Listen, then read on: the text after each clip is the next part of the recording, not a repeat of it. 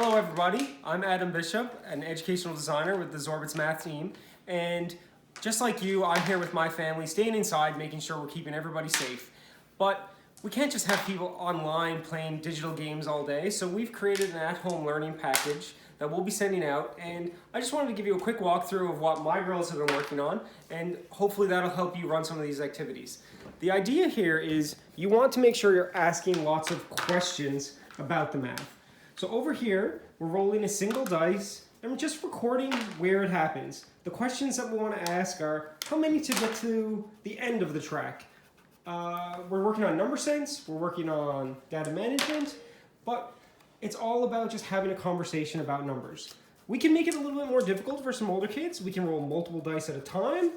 We can compare multiple runs through the race and see, do we always get the same answer, or do we get different winners of the race each time? And that's an important start to conversations about probability.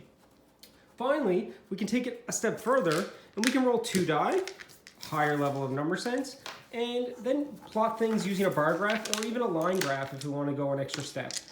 Again, we can have conversations about what happens if we roll a couple of more times. Can we predict the next roll?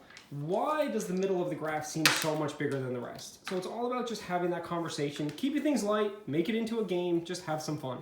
We included this coloring sheet in there too, and really, we can just go ahead and color it. We have numbers in there that we can color, or we can add an extra bit of fun. We've done some interesting color designs on some. Just roll the die. Start from left to right. Color whatever color the die indicates, and see what kind of strange different ponies we can create. I hope that helps. Hopefully you'll have some fun with this, and that we can keep the math going at home and keep our families entertained and safe during these times. There is a message from the Bishop girls before we sign off.